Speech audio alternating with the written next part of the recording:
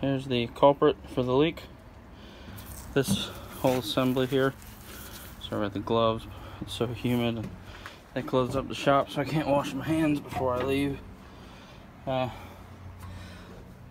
This whole assembly comes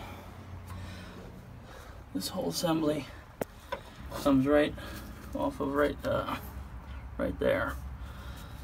I had to unhook quite a few lines, take the solenoid off of that there. Definitely need angle wrenches, at least I did, and I got that stubby I cut down. Had to break a few loose with the cheater pipe.